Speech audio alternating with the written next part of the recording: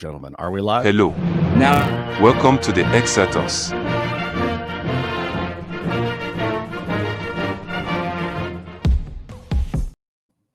sorry, Crack I was that trying tank. so hard not to do that. You But plugged. like it was already did it itself. I was like, It was hot. Well, how are you anyway? Geez, good question. I mean, I'm confused enough that I just was like, the last couple of days, I was like, I gotta call Andreas. We got to do a show somehow. Yeah, man. I was thinking the same thing. I was just it's been such a crazy, like, everyone keeps saying that it's like 9/11 again, like because it was, anniversary wise, pretty much September 11th. But I was like, no, this is so much worse. This is like literally worse than September 11th, because September 11th, at least, even with all the propaganda and everyone not knowing anything yet, like I remember when it happened, people were like uniting, oh, they hate us for our freedom, so we have to be free. It was September 11th was a uniting feeling. It was horrible. It hurt a lot of people, but it was something that people came together over. This is the opposite. This is so much worse because people are so divisive about it. I've got family and friends, especially in California, that are saying like, "Oh, it's so good that this happened." Like, well, he got what he deserved. Like, it's just like it hurts so much more than September 11th does, because people don't understand and people are justifying violence, and yeah, it's like the hardest thing that could possibly happen. The September 11th was also like watching buildings fall down. It wasn't, you didn't see somebody get killed. I mean, there were people that fell out of the building. You saw some people jump, but it was like very far away and small. You could see it was horrific, but bodies like falling. It wasn't up close. And then, like his Charlie's wife and daughter were there. Yeah, just in the front row. It's like, what I've been thinking about, like, working in journalism, I guess, for the last 5 years, deep journalism, is I've become very good at noticing problems when they come up and like talking about the problems. And there's this like part of me that wants to destroy the problem. I think it's a very much like my buddy's dad is a fireman, and he was like, yeah, I'm like, I was born and raised to destroy the fire. Like, if there's a problem, I want to destroy it. Whereas like a wizard would be like, how do I transmute the problem into a solution? And so when I see problems in reality, in life, like division, part of me wants to somehow destroy the division, but I don't think you can. I feel like there's some sort of, like, maybe, dialogue is the antidote, even though you just get taking shots the whole time. You just have to keep doing it. And that is the story of humanity or something. I mean, it's, that's what's so crazy is that people don't rely on logical rhetoric anymore you can't convince people with that, right? I think that's how this happened. More people than ever are upset, both directions, but particularly us. I mean, again, I'm from like Santa Cruz, California, which is a very like anti-Republican, very Democrat rich place, very leftist place. And so many of them don't know what Charlie was very clear all the time. He was talking to people that had different opinions than him. He was open-minded to those opinions. He explained why he defended certain values that he had. Those values even changed over time. He was like 18 when he started doing this. He was only 31 when he died. So it's not like he was done growing or something. Like, he was always trying to learn new things. But no one all these people hate him, have no idea what he actually said. And it just reminds me of like Jesus, even that. I mean, just at least that people will take little snippets and not know what Jesus was actually talking about all the time. People will break and use it as a justification for violence, or that, like the one where they say he hated black helicopter pilots. Like, really? You think that this guy just had this random hatred for black helicopter pilots because of his? Did you read his quote? Do you actually see? It's like, yeah, he said that if a black pilot, if a pilot was black, that he would be worried. It's like, no, he said that with DEI, you are selecting people based on skin color, and that we should select people based on their actions. And no one gets that.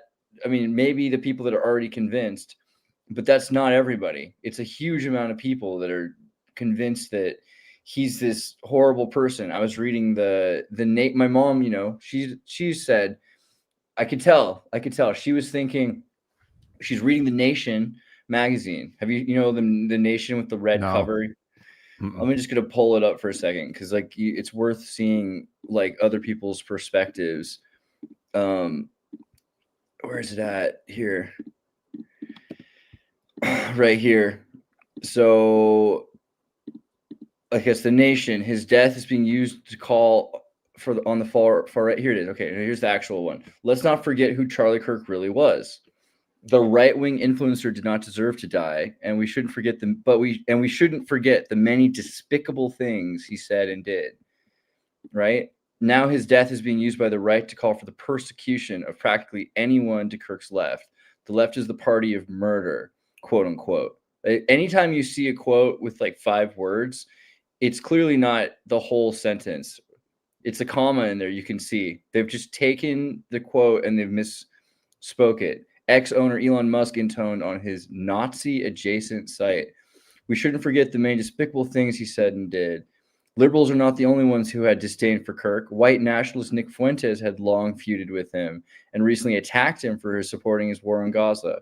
So it's just kind of crazy to me. My mom's reading this stuff. She doesn't know anything about the guy, but then she's probably thinking to herself, oh, good, this guy got what he deserved. That's what a lot of people are saying. They're like, this guy got what he deserved. He was saying things and he got murdered. The violence is probably justified. Violence is a justifiable answer to people speaking now.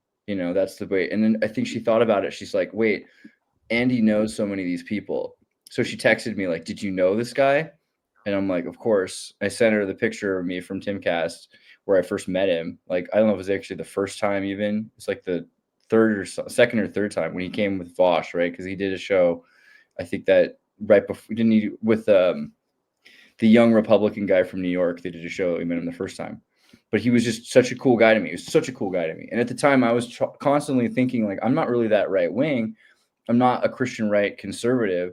I've studied Marxism. I'm totally open to Marxism. Like, I'll talk to anybody about Marxism.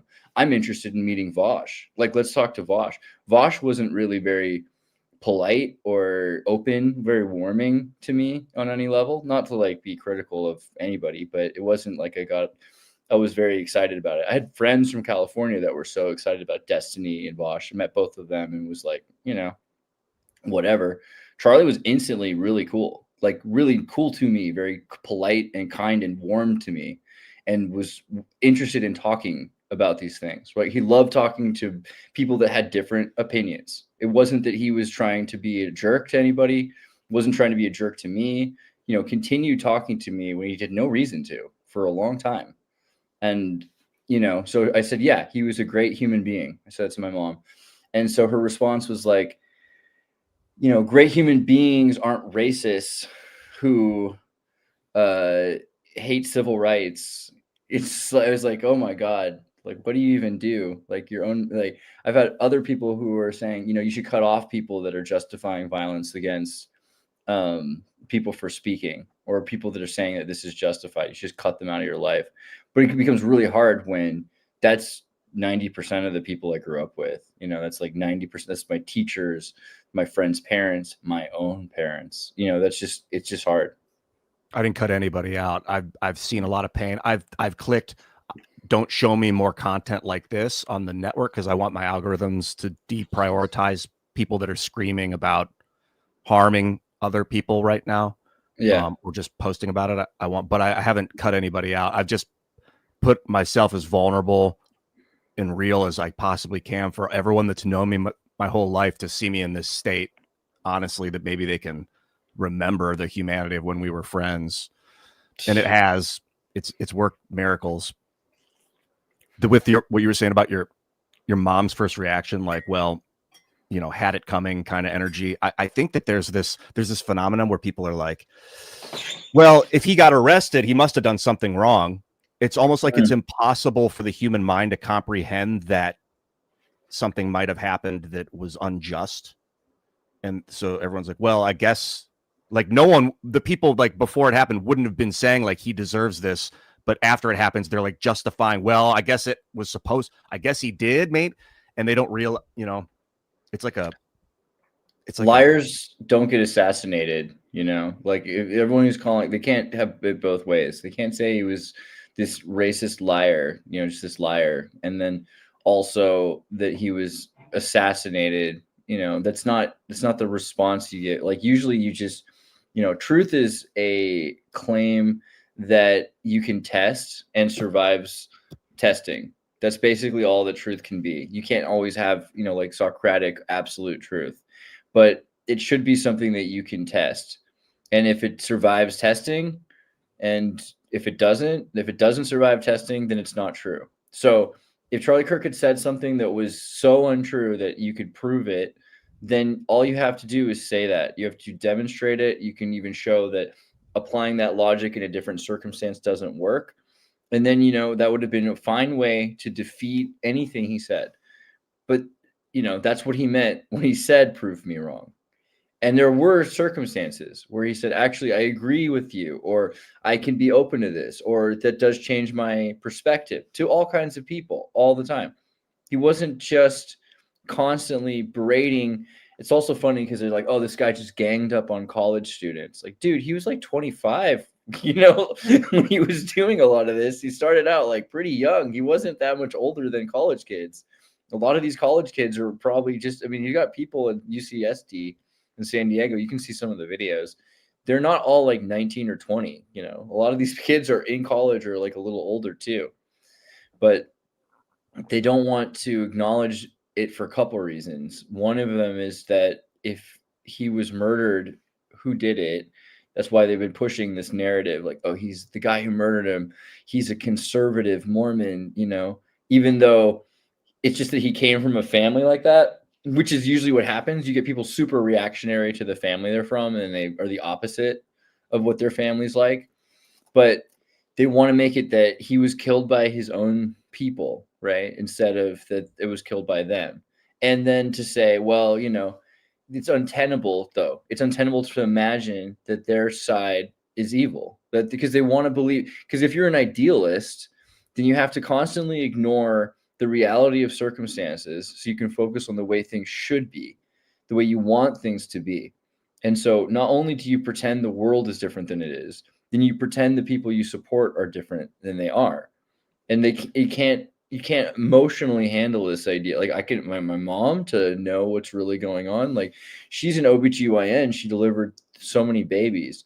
When I had to explain to her a couple of years ago about the DNC giving out free abortions in Chicago during the DNC convention, she just couldn't process it. She was like, that's not really happening. That's not. It's like, yeah, it is.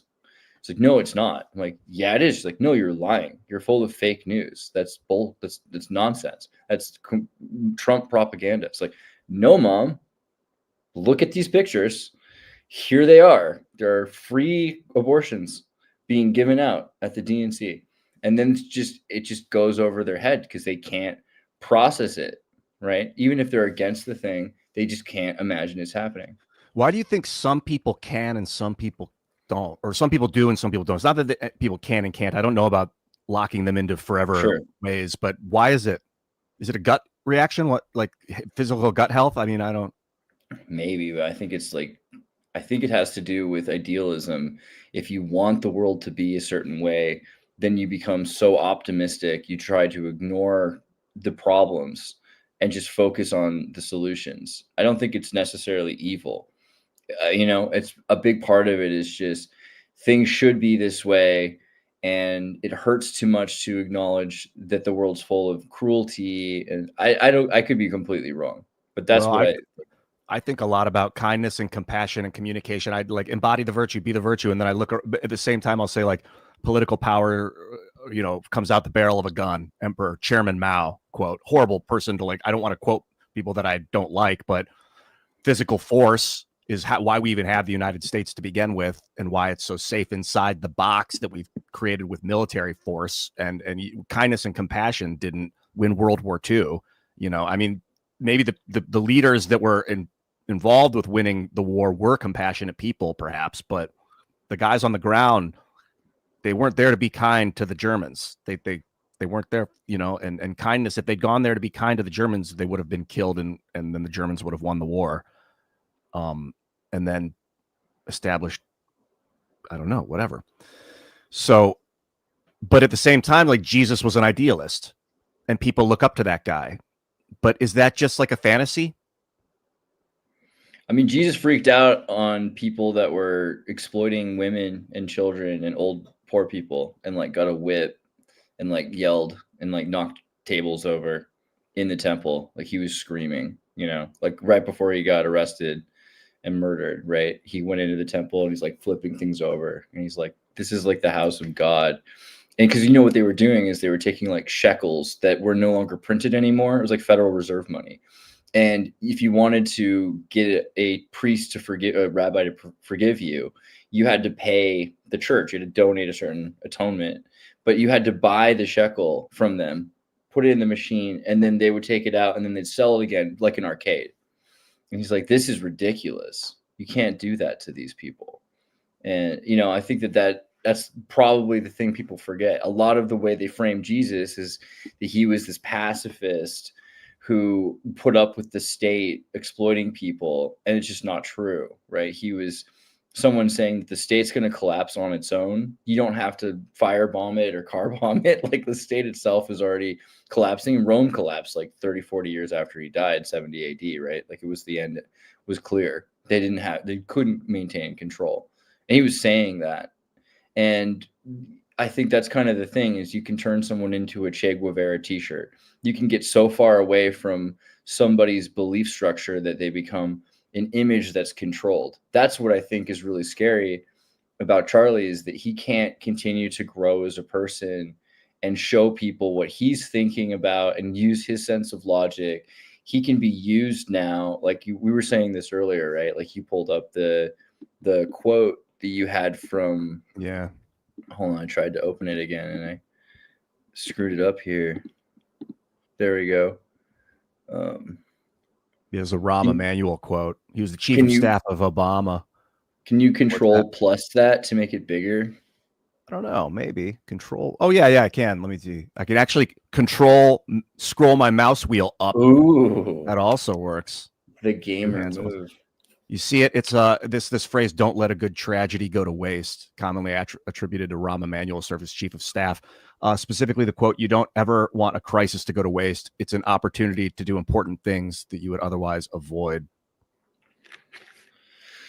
Yep. Yeah, we talked about when we were getting the stream going. If just for the people that are listening, I was like, "Do we put Charlie's name in the stream?" I made a video just out of a burst of emotion about Charlie a couple days ago, and it got 23,000 already views because his name's in the title, I'm sure, and the algorithm's picking up his name right now.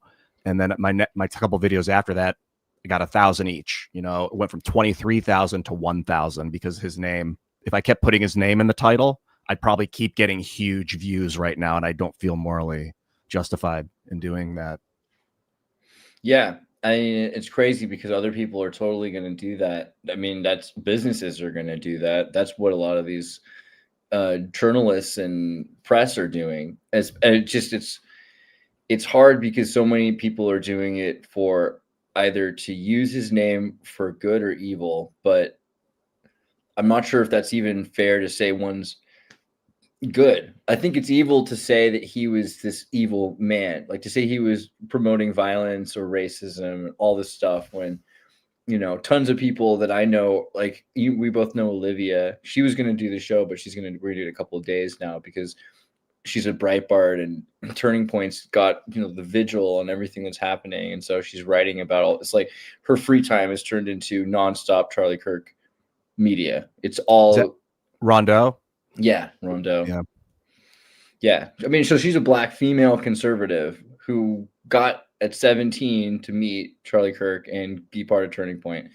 And it's crazy how many people I hear saying that it's like this white supremacist organization, because a lot of what made, especially at that time, was people were so frustrated. Like Bernie Sanders supporters were supporting Trump because they were so frustrated with what was going on with Hillary Clinton and Biden. The whole reason that the movement around Trump happened was so many people of every color and creed and gender, everybody was so frustrated that they had no voice in the Democratic Party. So they figured let's build something, you know? I've been thinking lately, the liberal economic order, you know, they started after World War II to protect the world. And it was basically to create an order for the planet. They destroyed the German Empire. They destroyed the Japanese Empire. They set up a global economic order, and also to destroy communism and the Soviet Union. It was like a antithesis to the Soviet Union. So 40 years go by, and then the wall comes down, and there's no more Soviet Union to fight. But this machine is still in place, this war machine, and it's looking for an enemy. And people are confused. You know, the wars in the Middle East with America, where like we don't have to militarily take over the world anymore. In fact, it's not working. So we should figure out a different path. But Biden was part of that. Obama had become part of that while he was in the office. Hillary was part of that. And then Trump comes along and he's not part of it. And he's like, in his own crude way, like, there's a radical left, like he's doing the divisive, but at least he knew something bizarre was going on. And that's what all these people resonated with and identified with. It had loved Bernie Sanders too, because he would talk about getting money out of politics. You know, that was the control mechanism for the liberal economic order. Is money, is about knocking people's bank accounts down if they don't like what they said, bullshit like that. And that's what people identify with Trump. Now, what concerns me though is the divisiveness, because right after Trump got elected in 16, he hadn't talked about left and right at all while he was running. As far as I can tell, I never saw him mention it once. And then he got into office, and like a month or two went by, and he went the radical left. And I thought, oh my God, he just created a left, because people hear that and they're like, oh, there's a left. Okay, I'm on the left then. And the reactionary formation of this ideology intensified, because he instead of him being like, we're all connected, we're all in this together. If you just stay on that track, I mean, it might be hyperbole, but it's better. I mean, I think it's better than dividing. I want to get your opinion and take on just division in general. Like you said, good and evil, because I've been struggling with this so much. Good and evil, black and white. Like they go, the world is not so black and white, Ian. I've been told that since I was 5 years old. So I tend to believe that things are not so binary, that there isn't good and evil and left and right.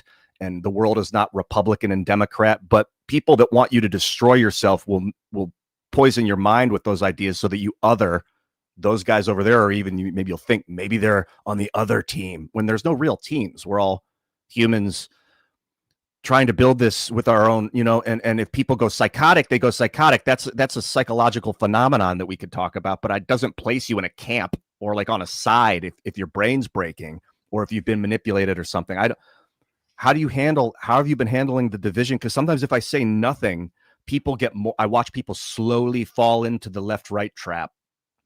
Yeah, it's Fox and the Hound. I've been thinking a lot about that Disney movie. I don't know why, but my power just went out. It's a good thing I'm using a cell phone for my data plan right now, Oh, so that's I got to awesome. still go. But yeah, I mean, I'm in Montenegro, so I'm not in the European Union. I'm not in the United States, and so I think that helps me a lot, keep psychologically healthy, because I'm not in a place where they really have super strong, you know, one way or the other. There's certainly people here that are that know about Charlie Kirk. Actually, it's really interesting how many people I'll meet that are like, "Oh, you're from America. Have you heard about what this thing that happened?" And so people are actually learning about it from, and just it's interesting to think about how people are looking at America, because I think this is a bigger deal than school shootings to a lot of Europeans. Even they're so used to hearing about America having school shootings, and they have their opinions on that, but that someone getting shot for talking is next level. You know, that's where, you know, like America, this place is supposed to be about freedom of speech. So if that disappears, then everything that you were taught as a kid about America is dead. And America's become the very thing that everyone was afraid of becoming in their own countries. And is it true? Is it really happening? It can't be true, right? Like that can't be something that's going on there, right?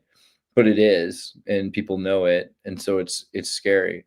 But for me, the division is the Fox and the Hound, like that Disney movie where you have this like little fox and there's this little puppy, and they're friends with each other, and then they grow up, and it's, I guess, like, I think that I need to rewatch it, but I think that movie's about racism, right? Like it's about like, but you know, one's a black, maybe the fox, or is it the hound? I forget. I think one of them is supposed to be black, I think is the idea, but they didn't know it as their kids. But that's just identity politics generally. You're taught that your group is this thing that isn't the other. unanimity -1, like us versus them. And even if you had this confused experience where you had love in your heart, that was wrong. You just were young and you didn't know any better, because really you're a hound, and your job is to hunt these foxes, because these foxes, they are destroying our way of life. And so that's basically what has happened to so many people, particularly seeing this from growing up in California. There are tons of people that are, I thought of as good people. They loved their mother, they picked up the trash, they were decent human beings, they had reasons to defend or fight for a cause, and it's just been so turned in on itself that they can be used. And maybe that's true of the right as well, I don't know, but to me, it's there. Thank God. I was like, I don't know if I can do this like a Are You Afraid of the Dark episode right now. It was a dark moment in our conversation. It was really dark. Got really dark there for a second. So I'm concerned for the people that are hounds that stand up and go, I'm not going to hunt them. They're my friends. I'm not hunting them. And then the whole hound industry comes down, like crucifies that hound for stepping up and speaking against the bloodthirsty mob. They said like Jesus, his own people killed him because they were like, he was trying to stand up to them and be like, there's a better way, guys. And they're like, or whatever. That's the story, part of the story.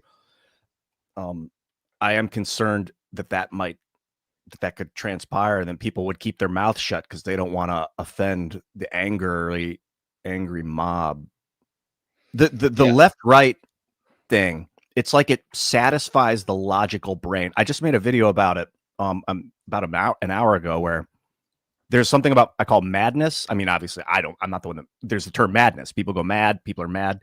And I think, as far as I can tell, that's when you're sad or when you're in pain and you don't know why. So pain and confusion combined is like madness. And that not knowing why. So people are like, there's gotta be a reason. There's gotta be a reason. It's them. It's this thing, this, let's call it rightism. Let's call it like Chairman Mao, the Communist Party, Chinese Revolution, called people rightists. They were hunting down rightists. They didn't want rightists. So he mobilizes people to divide and go after others. And it's this, you might as well call it leftist. It's the same exact thing, just with a different sound. I literally made this joke to Charlie Kirk at some point, because he was talking about the left and the right. And I was like, Charlie, there are no left and right. There's just the top and the bottom. And there, the left and the right are just, like the power tool, the exploitive power tool of the top against the bottom, which is a joke because that's Marxism. But at the same time, it's pretty much what they're doing. There's this elite group at the top, and it's using left and right so that we pit each other against each other. And this was up all week before Charlie's death. We were talking about the arena in DeCarlos, like the Ukrainian girl getting stabbed. That's being these kinds of events that are taking us away from trying to liberate ourselves or question, even because you can love something and be critical of it, right? Like you can love Israel and support Israel and still be really critical of the Lahakud, of Netanyahu's government. You can be like, I want Israel to be the best country it can be. I see that Israel could do work here that would make it a better country. You could do the exact same thing with the United States. There are tons of people that love America and have critical issues with the way America works, the way Trump works, or the way the government handled Epstein. Whatever it is, you can love America and still be critical of it. And this makes it so much easier not to do that, because all of a sudden you're in this identity politics thing where you're fighting instead of together against the above and the outside, fighting against each other. And now it's all of a sudden it's the fault of the people right next to you, and it becomes spy versus spy, and you no longer can really do anything to make the world better, because you're just trying to defend yourself and hurt other people as much as they hurt you. It's just, that's the Harrison Sura, I think I said his last name right. He did a documentary with Timcast called Game of Money, talking about the Federal Reserve. And he posted a couple of days ago that people will remember that there is a common threat, which is the Federal Reserve. And people will come together after they get this out of their system, after this bloodlust phases.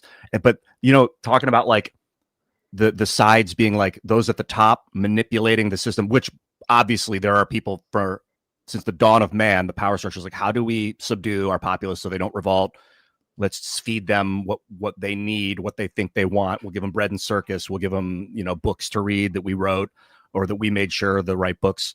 But now it's to the point this is concerning me, that there is no, like, it's out of control, that it's become an algorithmic nightmare scenario where it's not even people at the top or bottom in control of anything. It's that these algorithms are pushing the most popular content, which is threat content. And then people think these fringe moments of threat that happened 6 days ago, 700 miles or 7,000 miles away, are happening right now. And they go into fight or flight. And I mean, obviously, people like Mark Zuckerberg with Facebook could change the algorithm. You could do things to alter that, but it would destroy the business model of a lot of networks. Yeah. So is it greed? Is it sin itself that's causing this division? Is it? I don't know. It's still people at the top making sure that it continues, and they're using the algorithm to hide behind. I think it's both, for sure. I think that, media engagement, to make it work, it has to work this way, where you get an emotional response from people to keep them engaged. And this has been working since the Tonya Harding Olympic ice skating media cycle, right? Like, so I don't know if you saw the I, Tonya movie. Have you seen that movie about this? It's way more worth it than I ever would have thought, because they talk about how CNN had just started, and CNN was doing 24-hour-a-day coverage of Desert Storm. And Desert Storm, I mean, so this is another interesting thing that we'll bring up in a second again. But like, after that happened, they needed the next news cycle. And the next news cycle was that Tonya Harding had this dramatic interaction where somebody had, not Tonya herself, but Nancy Kerrigan, was attacked by some people who knew Tonya Harding. And the way this spiraled and snowballed and was 24 hours a day coverage of the Tonya Harding, Nancy Kerrigan, why? I still remember as a kid, that screaming noise, because her legs are I'm imagining her legs are run over, that she'll never walk again. I had this, she'll never ice skate, that's for sure. Her life is ruined. Tonya Harding is this villain. None of this is true, apparently. None of this is exactly the way it happened. Some random people who were abusive of Tonya Harding had gone out and attacked the other girl, Nancy Kerrigan. She got blamed for it. She was told she would never be allowed to ice skate again. She's like, why don't you just kill me?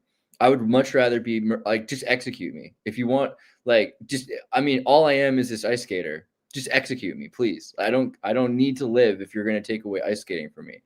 It's just the way that people were so convinced that it was the most important thing, because they just went from Desert Storm, and this was the way to keep people watching CNN. And then all of a sudden they move into the next news cycle, and they keep that going for another week. And this is the way we do it. But is that just media? Is that just engagement farming? I don't know, because it starts out with fucking CNN and Desert Storm. So it really is Mockingbird media control of what we originally called the deep state, from intelligence communities that were using this to control narratives in not just the United States, but abroad, complete psychological operations. So I really do think this is still majorly psychological operation. And yeah, there are elite that benefit, because who benefits the most from this stuff? Particular states, particular corporations. I mean, this is the thing that you guys talk about all the time. Tim talks about, DEI, like diversity, equity, inclusion. And what is the value there? Well, it establishes racism, but why? What's the value of racism? Racism creates a reliable source of a labor pool, because as long as a certain group of people aren't able to escape poverty because of social programs that keep people in poverty, then you'll always have a reliable source of cheap labor pool. And I think literally things are that simple. Things are that much about having people that they can force to work and force to pay as consumers, both to have labor and consumers. That is so much about what causes the money. And why do they care about engagement? Because they wouldn't care so much about engagement if it didn't make tons of money, if it didn't give them more power. So I don't think it's just some sort of accident. In I was been listening to Scott Horton on Lex Friedman's podcast. They did 10 hours, phenomenal 10 hours to watch, by the way. Not every single moment because it was 10 hours, but excellent. Scott breaks down from 1979, the coup in Iran or the Iranian Revolution, you know, the Shah, to modern day terror with Osama bin Laden. And the United States government and are like, they were funding Osama bin Laden in the 80s to fight the Russians. They were provoking so much. They were behind Saddam Hussein. He was their ally fighting the Iranians. I have 2 crystal balls, and they are big balls, let me tell you. Ian's got crystal balls. Thanks for noticing. And that it got out of their control. They realized they were like, Scott explains it way better than I am right now, but that it was, they started it and then had no idea what they'd done. They couldn't, it became way out of control for them. And I wonder if this current media manipulation is a similar phenomenon where maybe these corporations were let to have power to seed narratives at will or instructed to. And now it's like, now that the regime that had been inciting it is kind of on the outs, it's out of control or relatively out of control. Great. Funkmaster General in the house, by the way, 5 gifted memberships. Thanks, dude. I wonder how much it's out of control, right? Because, you know, like Peter Thiel was involved with In-Q-Tel to build Facebook's system in the first place. I don't think Facebook would be nearly as powerful or popular if it weren't for the CIA during the Obama administration. Actually, was it even during the beginning of the middle of the George Bush administration? Was Facebook became more and more popular, but In-Q-Tel was a major government investment, a CIA investment tool that invested in Facebook to begin with, and they started pulling out of Kazaa. Right? Could you hear that dinging, by the way? Just then, ding, ding, ding. All those. No, it was when Funkmaster General gifted 5 subs. I kept hearing the ringing of all the subs popping up while you were talking about In-Q-Tel, but maybe it was just on my end. Yeah, or for my viewers. Okay, so In-Q-Tel, is this like the precursor to Palantir? So yeah, I guess you could say that. So really quickly, let's see. This weekend was a huge shift. Good. I mean, elaborate. I feel like it was a huge shift, but I don't know if it was a good shift. But you can let's go to the Wikipedia page here. In-Q-Tel. Oh, I have to remove one screen at a time. Sorry. Okay. In-Q-Tel, private held for not-profit corporation, government research from Arlington, Virginia. Nonprofit venture capital firm that invests in companies to keep the Central Intelligence Agency and other intelligence agencies equipped with the latest in information technology. So in support of the United States intelligence capability. So some people would say that this is a private organization, privately held, but the owner is actually the CIA directly. So it's privately held by the CIA, right? Okay. So this organization was originally called Paleus, and then they changed it in In-Q-It, and then it became In-Q-Tel, right? And Q is intentionally a reference to Q, the fictional inventor who supplies technology to James Bond, which also has to do with Camp X in Canada. It was started by members of Norm Augustine from Lockheed Martin, George Tenet, who was a CIA officer from the director of the DCI, and then Gilman Lewis, right, who's an American venture capitalist who was a video game designer and worked with Nexa. He designed flight simulators and also made, I think there was a game that they made for the Iraq War that was free for Xbox. America's Army. I played it. Right. Yeah, I got that game too because I was like, oh, it's free, cool. And then they just won't stop calling you. Like the government will just constantly call you to try to recruit you, not just for the army, apparently, but for anything that they can think to use you for. I got this feeling that after Charlie was killed and they were like, the killer's on the loose. And I was like, oh, this is horrible that the killer's on the loose. And then all of a sudden they had all this video footage of him. And I was like, oh, thank God we have all this video footage. We were able to catch the guy. And I'm like, thanking God for having spy tech. And I'm like, wow. Yeah. This is a tactic of Big Brother, is it wants you to ask for it. It wants you to want the spy tech, to take it, to take it willingly and to enjoy having it in your room. I've got one of those Amazon devices behind me because it's so freaking convenient, recording everything we're saying right now. What happened before podcasts? Facebook. What happened before Facebook? Patriot Act. So you start with the Patriot Act, and the zeitgeist at the time was like, oh man, they're going to record you all the time. What was Facebook a tool to do? What was selfies, tagging your friends, location sharing? All of those things were important because Facebook didn't just offer those tools. It advertised and commercialized that as a meme. It memed surveillance, social surveillance state. And that's a big part of why people want to share and record everything they do today, which turned the psychology of being afraid of being recorded completely around. Oh, do you think about like if there's any value to if you could stream like your thoughts, if you could mind meld with a machine and let it stream 24/7 and people can just see through your eyes and listen to every thought you have, and like would there be some value to quelling the chaos and making life good? Yeah, it's dangerous to think about because that's like the Borg. I mean, there's a reason why this technology comes from the CIA and from Silicon Valley, which was Santa Cruz, where I'm from, that the Lost Boys vampire movies made. Like Santa Cruz was the serial killer capital of the world. There's a reason why cell phone tracking comes from the place where there were the most serial killers in the 70s. It's not a coincidence. At a certain point, to have people know where everyone is at all time, to have tracking devices on everyone at all time, to have people willingly engage in tracking themselves and each other. You didn't sign in here. Here, I'll just tag you in the photo so people see that you were there at that event that night, right? Like that's basically a complete response to not knowing who was where in the 70s and having kids being kidnapped and women and college girls hitchhiking, murdered. These are the excuses that we use to say we need a solution to that. Yeah, I think that also, people were saying, let's start with this.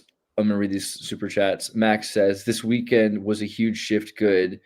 Open Marxists got fired. Well, I don't think that's true, actually. I think that people that were fighting for violence got fired. People that were celebrating the murder of people got fired.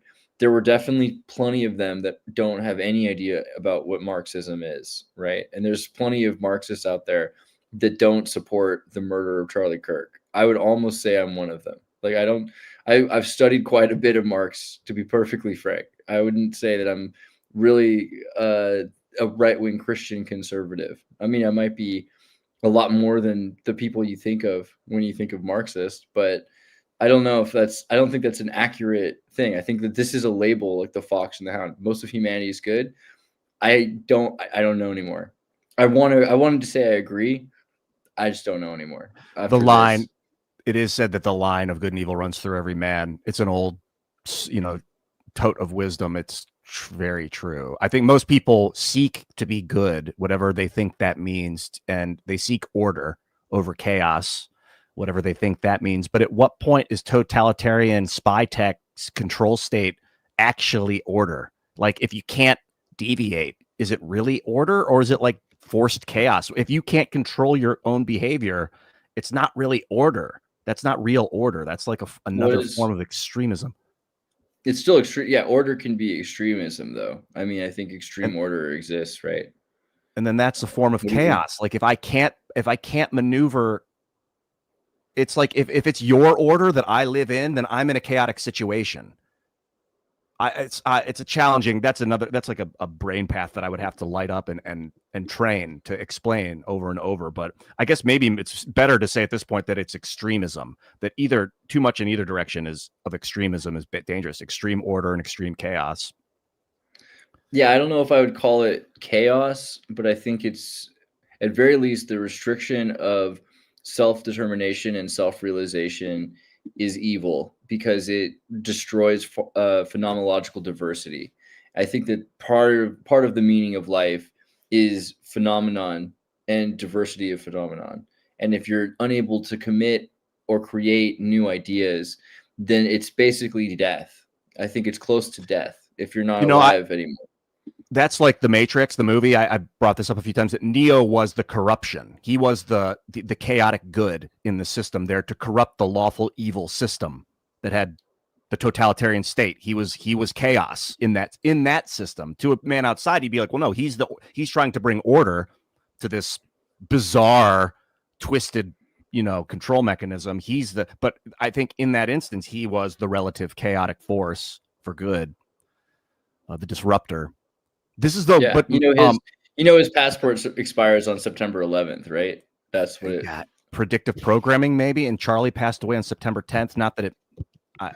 11 was it 33 days before his 32nd birthday on a blood moon. There's always something kind of weird going on with this. I don't think everything's a conspiracy. Universe. I think it's exactly. I think it's like synchro-mysticism. It's not like they planned it necessarily. It's just the way the world works. We had Wei Ping Yu on Culture War. I don't know if you saw the episode, but we figured out that gravity is actually magnetism. If you take a magnet and you fold it, if you fold a magnet over on itself over and over again until you fold it into a sphere, it neutralizes its magnetic force. So you get a really, really reduced amount of magnetism coming out of these spheres. And in space, all the magnets have naturally twisted around over on themselves into these planetoids, these planets. They're floating neutralized magnets. He showed the experiment on live on TV. It was fascinating. So I do think that there's a magnetic field we're all kind of flowing through dates and time, or just about shape and like where we're at that point. Yeah, I think stars are like crystal radio clocks. You know how they use crystals for the clocks for voltage in chipsets, and time and space, right? Like Akani Hamed, who is the physicist who predicted the discovery of the Higgs boson particles or subatomic particles, talked about how we're going to have to replace the idea of space-time with a magnetic spin state, essentially. That there's an arrangement of the quantum entangled superstructure of everything, that everything is existed and always will exist, but it's arranged in different ways. And that arrangement is through radiation moving waves, moving particles, particle wave dynamics. So we think of linear time based on those clock voltages from stars, but they could be used. We could use other things to change that arrangement. And we could arrange things exactly the way things were before, or the way things will be in the future, skipping steps. And you would be, because it's the same stuff, like let's say you knock over a child's Lego castle in the night and you put it back together. So in the morning when they get there, their Lego castle is still there. Is it still the same Lego castle? To the child, it is. And right? Even simpler is like if you watch a movie and your child pauses the movie and goes to bed, and you go down, you watch it, and then you rewind it back to where it was. Good example. Great example. But I mean, I think the point of, the structure being made of the same pieces, the pieces don't go away. They're just knocked over and they're put back together. That's pretty much a reality. It aligns inherently with this new philosophy I've got on what's causing subatomic spin to procreate. And first, before I talk about it, I said that Wei Ping Yu and I proved that gravity is actually magnetic. We just provided extremely effective evidence to suggest that gravity is magnetism. I don't mean to insinuate that it's proven yet. You need papers and math, but that at the subatomic level, why is it spinning? Why is this vortexual function causing quarks to appear, or a lepton, or whatever? Because of cymatics, because of whatever you said, radiation. So a sort of vibration, whatever. There's some change in the dynamic of the vibration of space-time due to radiation or whatever that's causing it to cymatically appear up. Then the radiation changes frequency and it appears right. Then it changes frequency, it appears down, changes frequency, it appears left. And then it changes frequency so fast that it looks like it's spinning around. And it's it's the frequency of the radiation, or I guess you would call that the resonant frequency, that is producing the subatomic spin to create matter in the shape or form that it's at currently. And that could be changed if we could figure out how to reverse engineer or just then re-engineer that vibration or that resonance, that we could alter the shape of matter from the subatomic level up. Of course. Yeah, and not just the shape of matter, but the arrangement itself. So that's even we talked a lot about graphene over the years. You know, the thing lesser than lesser than nanotechnology is femtoscale. There's nanoscale, and there's even smaller is femtoscale. And femtoscale is the arrangement of particles.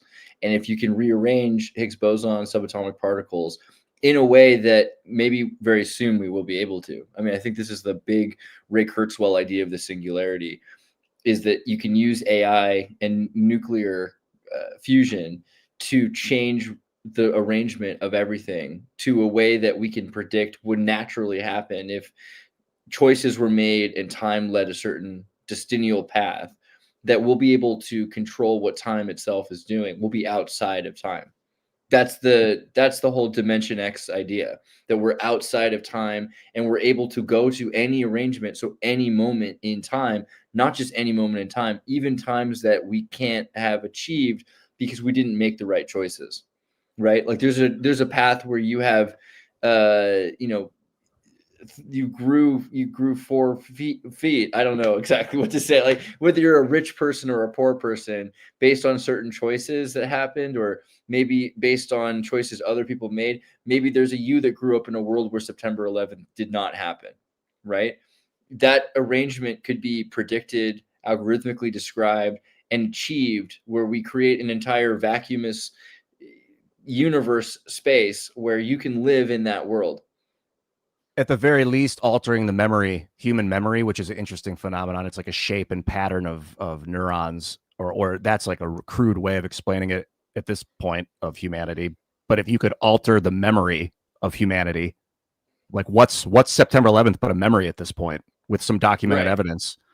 Berenstain Bears, the Berenstain Bears. It's a big Berenstain on our existence. The Max Meeks also had a super chat about Marxism. He said, "So you're defending Marxism, left path." And I wanted to talk to you about Marxism because one of the things Scott Horton said when he was talking with Lex Friedman is that, or no, it was another Lex Friedman interview.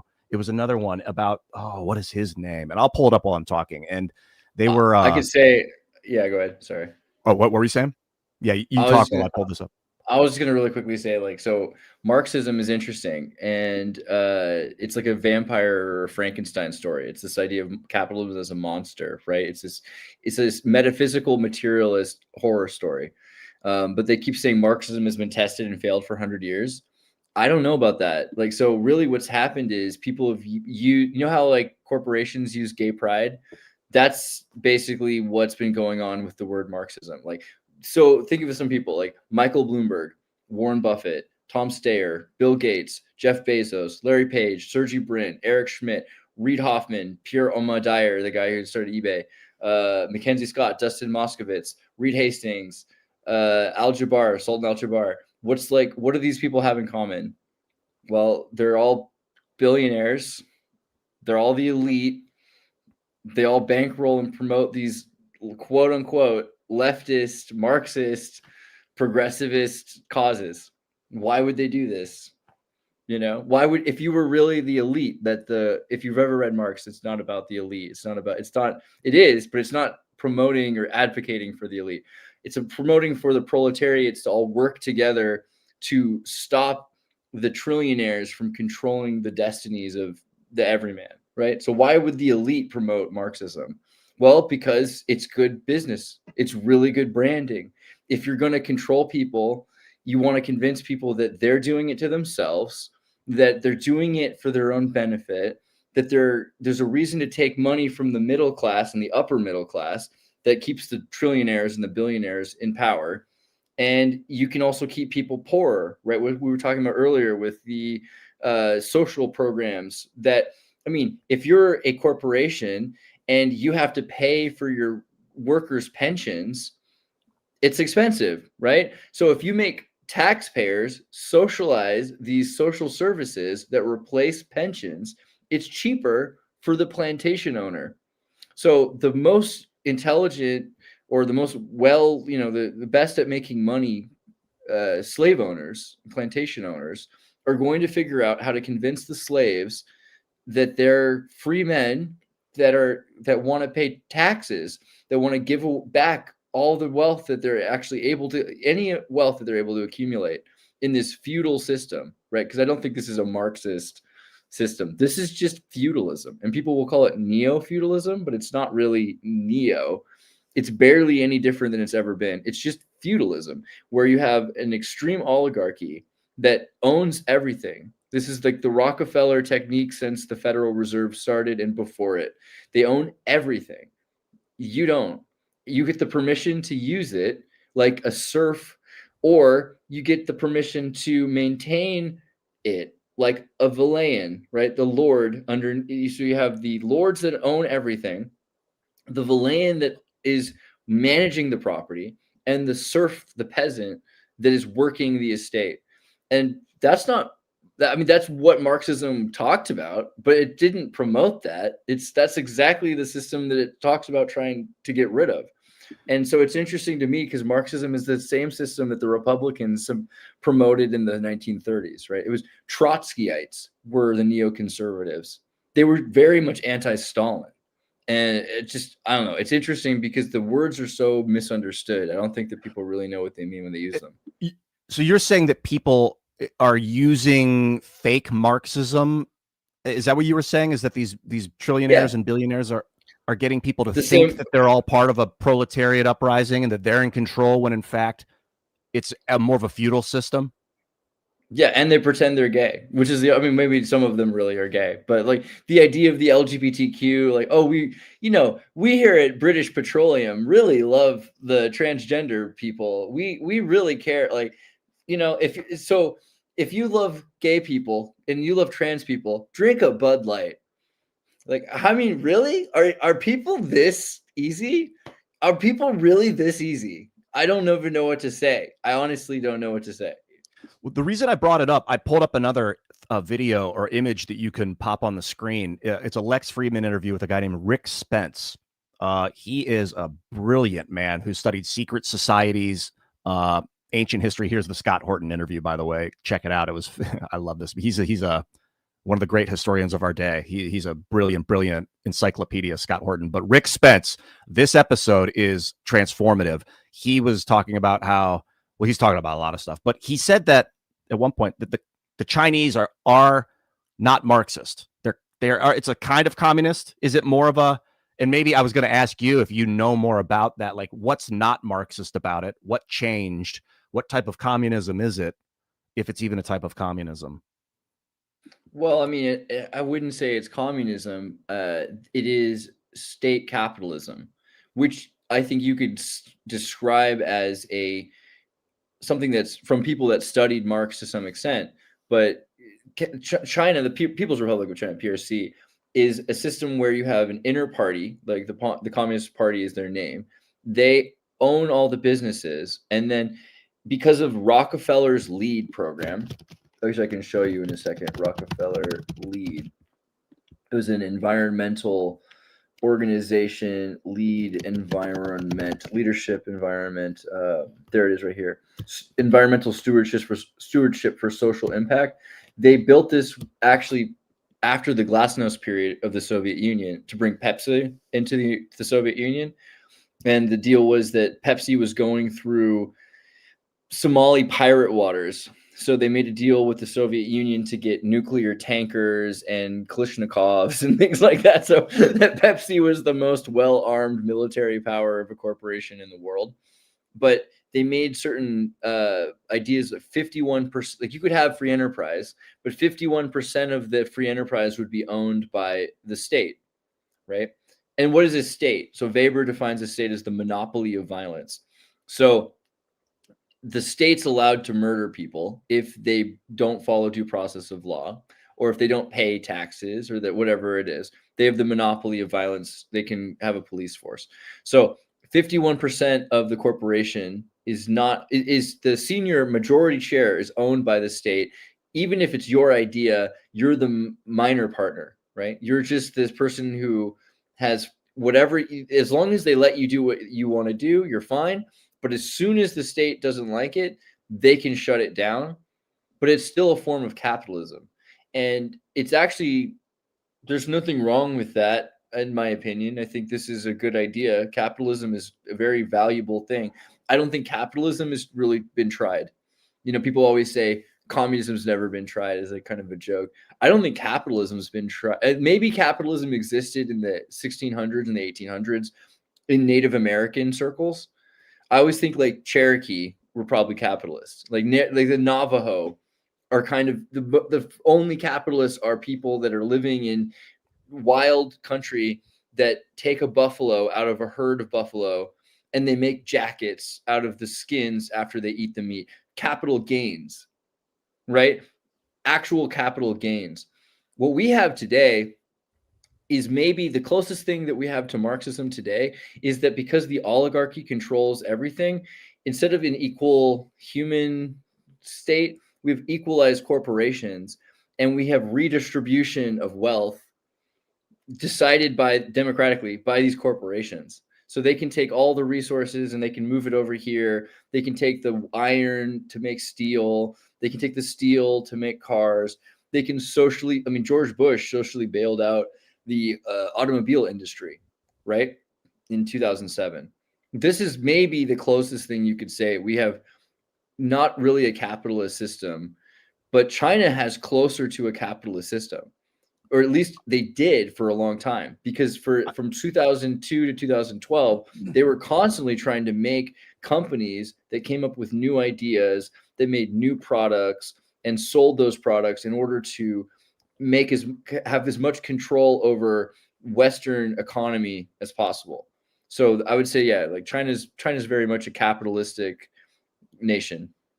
I do believe what you say about that it hasn't actual capitalism has never been tried. That it's because from what I can tell, if you give unfettered ability for the rich to get richer, the richest kid is going to be the richest when he starts, and then he'll buy more stuff, and then all of a sudden you've got a dictocracy, you've got a Totally. autocracy. Yeah, because they won't. It's the first thing free enterprise does is destroy itself. The first thing, as soon as it makes enough money, it wants to keep competition from happening. So you build walls and then you build moats. You know, you build yourself up and then you dig holes around you so that people can't get to where you are. Because competition's it's the enemy of the elite. Was the what's it called, the British East India Company? It was the largest corporation in the world, probably the most powerful military on the planet. It was the corporation that the British spawned that then became more powerful than the British Empire itself. And yeah, that maybe that's arguable, but it colonized India. I mean, it was a corporation that colonized India. They had the word British in their title. Virginia, America was the Virginia Company, also from Britain. But I would say the Dutch East Indies Company was even more important or more powerful. And both of them come from the collapse of government. And it's interesting because we live in an anarchy because of those companies. So we don't, I mean, unless you're a total Illuminati conspiracy theorist and think that there's this like the lizard people new world order, and then, you know, could totally be. The other option is that we live in an anarchy where each state, the United States, Russia, they're not in charge of each other, right? Russia's one state, America's another state. So they're both in an anarchy. And the division is that they're in the wild, like each land is like a turtle floating around in this sea, but they're their own their own boats, really. And there's no government over them. That means that we're living in an international anarchy. And that idea is that no one has monopoly of violence. No state over all other states has a monopoly of violence. And that's only because the Dutch, the Netherlanders, were originally part of the Arabic Spanish Caliphate.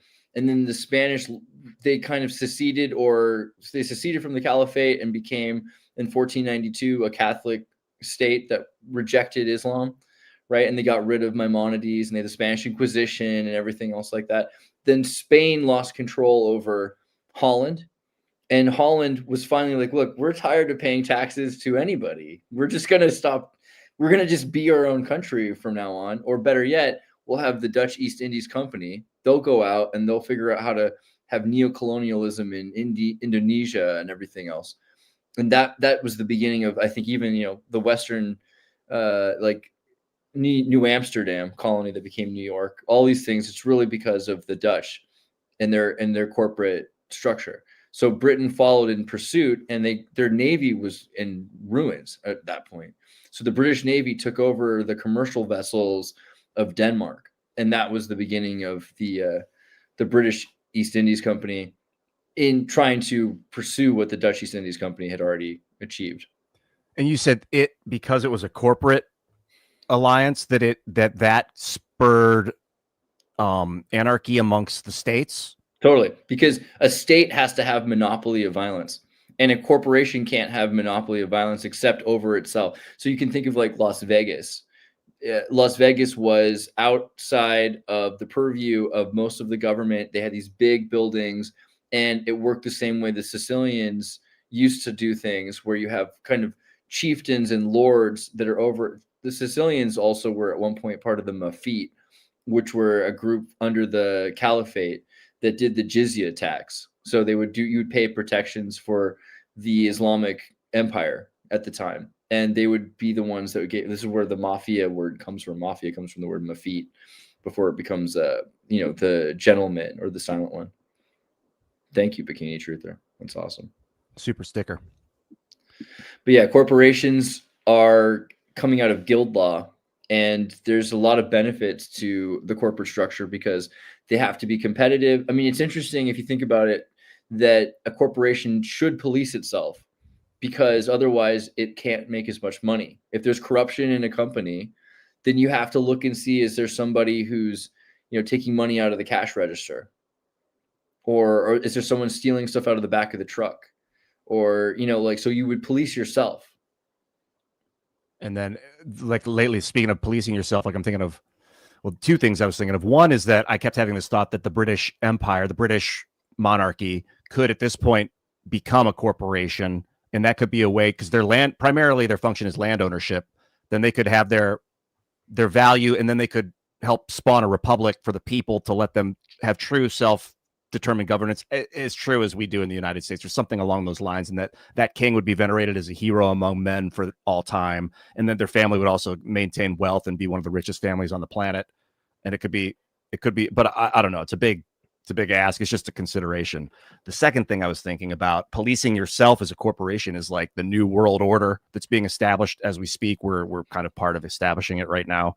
That a lot of it's going to be, well, it looks like they want it. A lot of it's tending towards corporatism or some sort of corporate technocrat, a digital force, like an economic digital platforming systems of artificial intelligences. And I thought, like, what would be the constitution of this new state of being that we're producing? And then I realized the term constitution means physical prowess, physical health, like your body's constitution. How is it? Mm-hmm. So what's the fortitude of this system? It would be the software code that guarantees what the AI can and can't do. It's written into the code itself. The code becomes the constitution for the new world order. And it would be the code and the hardware combined would provide the hardiness of the system. Yeah, I don't think that we have that much further to go till we get to there. I mean, you can see that that's basically what the trillionaires are designing is, but I don't think of it as Marxist or capitalist or anything. To me, again, it's going to be feudalist. It's just that the way that they're building it is a resource economy, a service economy, as little entropy as possible so they can retain as much wealth as they can. It's forced redistribution of resources from here for resources there. And the corporatism part is interesting because the more checks and balances you have, the more efficient it can be. Because if you just have one new world order that watches everything, it might end up having more entropy, more bureaucratic layup. He says the new world order is failing. I think I almost agree with you. I think what we're getting is not exactly what you want, but it's not just one thing necessarily. I think there's an East and West Tartary, right? America, Trump is kind of building up this Western Atlantis kind of empire. And then Russia is building this BRICS sort of Eastern empire. And there's this East and West Tartary that's emerging. And that way one can check the balances of the other. It's like the brown shirts and the black shirts in the Reich. Like there's an efficiency in having two policing forces that are trading with each other. And if one can be the land power and one can be the sea power, then the land power, I mean, this is really the benefit of trade. You can have an endless trade system forever because one is connecting the other. I was thinking that too, because I was like, well, okay, instead of a monopolar world, a unipolar world that they thought would be the best, where you've got Big Brother watching you've got a multipolar world. And I thought about BRICS and the liberal economic order. I was like, well, what about a tripolar world, like BRICS, liberal economic order, and then the World Economic Forum, and these three things sort of. Is that more structurally sound, 3, or would it be 4? Would 4 things be the most structurally, 4 different world orders coexisting? But whatever you want to say about it, all of those combined create a new world order of orders. Right. I hope to see more. I think the more the merrier. But I mean, like Alexander Dugin, I talked to, right? He's he's got a great series on his idea of the multipolar world. And I think 3 is a better than 2 situation. For the same reason that America might be benefited by having more than 2-party system, right? To have a 3-party system might be better. I don't think I could say definitely. I can't say definitely because you can look at Europe and Europe has this multi-partisan system where you can't, like Germany, for instance, you can't get anything done because you think it's going to be this benefit that multiple parties would have to faction together based on certain goals. But what that does is create coalitions that have enough power to keep anything from actually happening. So it's maybe more sustainable. I think the more people there are, the easier it is to sustain a good thing, right? If you have more cooks in the kitchen, but if a dictatorship's really good at changing things very quickly, right? So if one guy comes in and says, I don't care what anyone says, I'm Napoleon, I'm Trump, I'm Putin or something like that. I can just do what I want. We're going to just get rid of all of this. We're going to do this instead. That can have a narcissistic psychopath dictator can move really quickly.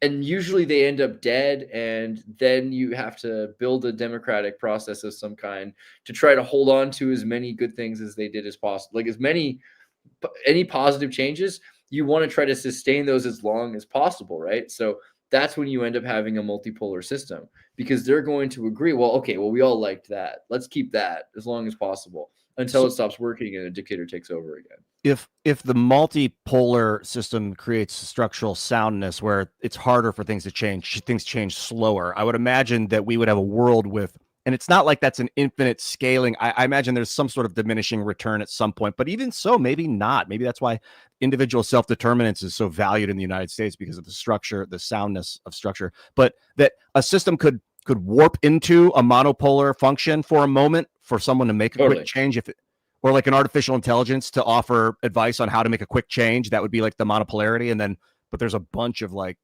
sound systems that will. Yeah, I think the scare is the cappuccino economy, which is one of the reasons why I think the quarantine and these things were sort of a testing ground for isolation. Because if you isolate groups from each other, then they're forced to become more independent and more unique. If you become autonomous, you start doing things a different way than other groups do. And this is the only way to maintain, or rather to avoid, a unipolar homogeneity.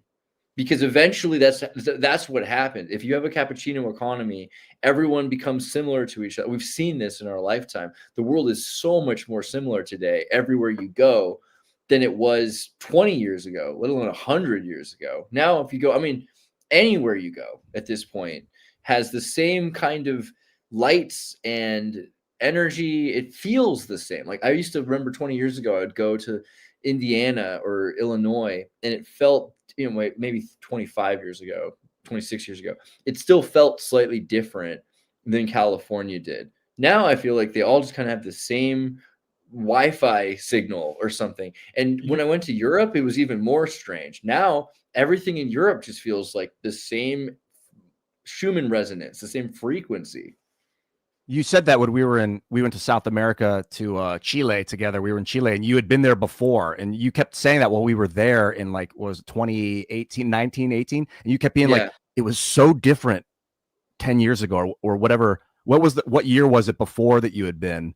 The last time I was there was even just 2014, but 2012 particularly, I remember thinking it felt so different. And even before that, more so, right? 2008 to 10, it was even more different. And if you look at footage of places, the further back you go, the more isolated a place is, the more the difference was. And as time went on, things by 2017, 2018, when we were there, 2017, I think it was, you had Bachelorette, you had, she was the leftist U.S. aid financed government of Chile, and they brought in immigration, but they also brought in 5G, or I think the beginnings of 5G, right? And that was, I think, that was kind of the issue, I think, for me. I think 5G is a bigger deal than people realize. I'm not a big, oh, it's going to make you die. I understand like ADS, active denial systems, and how we use radiation to kill protesters and make monkeys' brains bleed. That's not my concern with it. I mean, it's a concern, but my bigger concern is that everywhere starts to feel the same. And that's super weird. It didn't used to feel the same everywhere. Now everyone acts the same and everyone has the same access to the same media. And at least there was, even 20 years ago, people were watching reruns. When I went to Croatia in 2003, they were still watching syndicated shows from the 80s. Right. So they were getting caught up with what things were like in America, but it was rapid. Like they would watch 5 episodes a week of a show that you used to watch 1 episode a week over a season, like Alf, right? They would watch Alf straight through. So they were catching up. Now everything's like YouTube. It's live right now everywhere at once. It's this Babylon Tower where we're all at the same pace. And that's interesting. That's cool. But I think that's what they're trying with. If you want a multipolar world, they're going to destroy that, and they're going to isolate people again. They're going to build walls up. They're going to make people speak different languages. You're going to have different ideologies. You're going to have different bureaucratic processes so that people have to do things a different way in case because you don't want one monocrop. You don't want one blight to destroy all the potatoes. You want multiple kinds of people, multiple kinds of potatoes. That's, I think, where we're headed. It's kind of scary. The 5G thing is fascinating, that the radiation is actually affecting the neurons in people's bodies and causing like homogeneity. Yeah, people hate to talk about that. They're like, that's dangerous. You should be careful saying that. But I mean, what? Like, we use microwaves. Like, there used to be great commercials for buying a microwave oven that told you about what it. Why can't we talk about it? It's weird. Yeah, don't put your head near the microwave because the radiation is gonna fry. Well, whatever they said, because the radiation, because it will change. Yeah, they told you not to have pregnant women near the microwave. There was all kinds of warnings originally. Do you think that trees, because people keep saying like, go touch a tree, and I think about paper and how like, hey, it's tree. Look, trees. This is actually bamboo. It's a tree. It's like a plant. I'm touching tree right now, but that they are grounding mechanisms, like grounding rods that for this frequency that's being pumped out. I think totally that's a big part of why things feel so different in urban centers than they do in nature, and why people say like touch grass. Like touch grass is really get grounded. It's the new way of saying be grounded, ground yourself, right? And not just meditation grounding, which is similar. It's related. It's probably the same thing, but at the same, to ground yourself is an electric to avoid the static electricity, to be grounded. All of that's related for sure. I think I'm gonna go.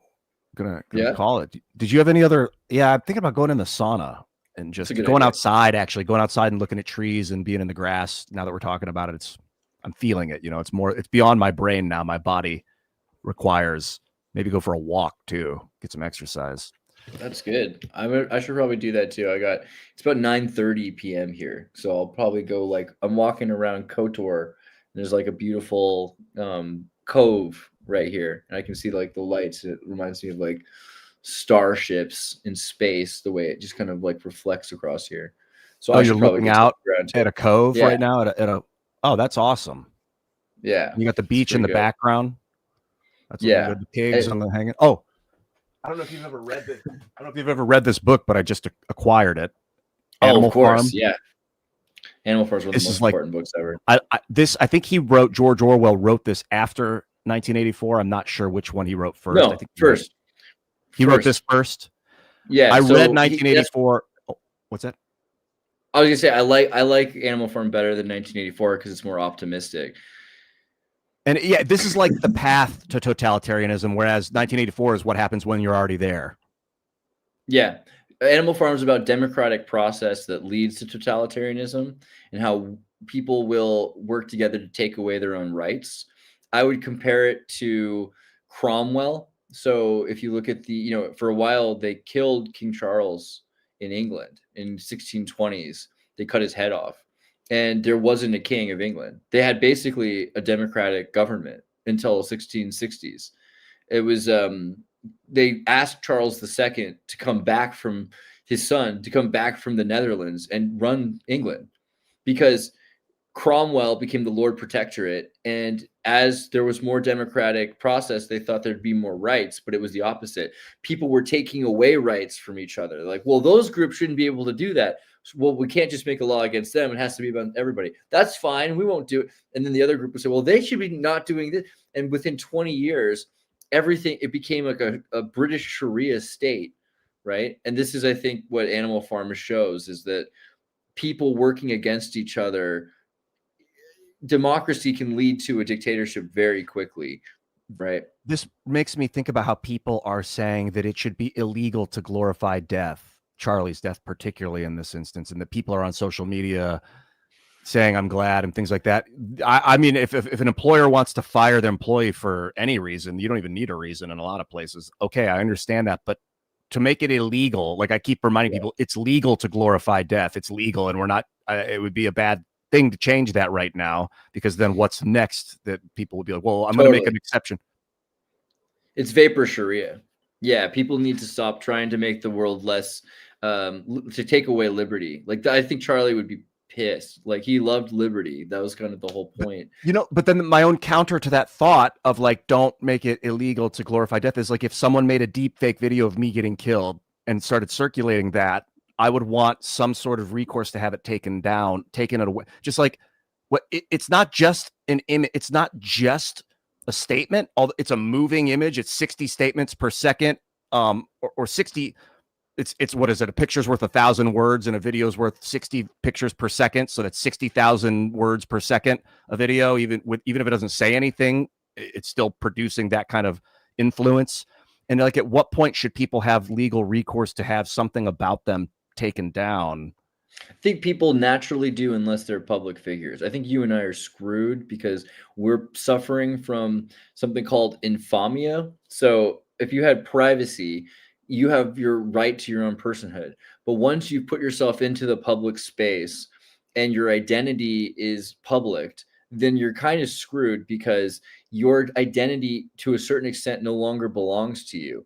Part of you belongs to the commons. And this was a Roman punishment. It's funny that we all seek it out. A lot of people seek out to become famous, but that's actually, it was a punishment. Like if you were a prostitute or you were, someone who had been a politician who had done wrong, your entire identity and personhood could be given to the public, and they could do whatever they want with your identity. They could decide to say things about you. This is, I think, a big issue that we need to face as a people. Is control of your likeness might be something that people should be more informed about before they give it up. But I just think also in terms of truth, because you're talking about not just having opinions, but just like openly deceiving people. We should look at deceit as different than opinion. If someone says, I think that Charlie Kirk was the worst person ever, then that's a statement that we can talk about. We can test it.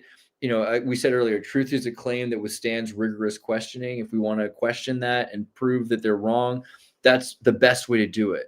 Because if you take away people's right to have opinions, then if people can't say anything, then how are we supposed to correct them? How are we supposed to test that logic? But there's a reason why Twitter X has the community section to say this is not really true. This is an AI generated video. This is fake. I think it's beneficial for people to be able to say that these things are tools of deceit, because we're living in an age of psychological operations. There are more psyops than ever before. I almost don't even believe in reality anymore. It is kind of like 1984 more than anything. 1984, George Orwell wrote because he was shot in the stomach in Spain during the anarchist war, right? And he was very pro-anarchist, and he was a sympathetic of socialism, and he saw the Stalinites murder so many of his anarchist friends who had worked with the socialists because they fought side by side, and afterwards Stalin had them murdered, right? And he became very jaded because he was an idealist before that, and he went to Scotland, and it was cold. It hurt his gut, and he suffered through writing 1984. And I think that's one of the reasons it's kind of a miserable book. But it's reassuring because it's miserable, because you're like, yeah, this is so bad. It's so bad. Obviously, it wouldn't work. Eventually, 1984 has that feeling like eventually it's all going to fall apart, right? Like a much more terrifying book is Brave New World, because Aldous Huxley describes a world so evil, so despotic, so controlling, but people don't see it because it's the only world they've ever known, that you could easily imagine that the Brave New World could keep going on forever, that people would continue to be born in incubators, that anyone who questioned anything would be given this somas drug, and it's sustainable. There's nothing more terrifying than sustainable evil. Yeah, think about fascism. I mean, and a lot of people define it differently. I always think of it as like corporate government collusion. It has a lot of meanings, but that oftentimes it's very peaceful. And that maybe makes people not think critically about what's going on behind the curtain, because it's so stable. You can stabilize the economy so quickly with a totalitarian fascist state. With porn, dude, I was thinking yesterday about pornography too, about little kids, and the rise in what we've seen is like people feeling like they're transgender or not in the right body or just sexually weird, and like how many people that are feeling like that were exposed to rabid pornography before the age of 10, even seeing it once. It's just as a not that, but it's just as a drug, as a form of soma, putting these gruesome images in people's faces that they start to think is normal. Ooh, I keep thinking about the sauna. We had a couple other super chats. I didn't want to leave anybody out. Did you have anything else you wanted to pop out before? Yeah, you're right. Let's do that really quick. So Max, thank you, Max, by the way. I appreciate the super chats. You're awesome. And I think I was kind of teasing earlier about like the left and the right just because it was funny to me, but like I think we agree, just in case you couldn't tell, on quite a few things. They might be failing right now. So I think he's talking about the elite from the New World Order might be failing right now. And like I hope you're right. I hope you're right. I don't know. Yeah, I think like it's similar when I have a president that I don't agree with. I want to support him.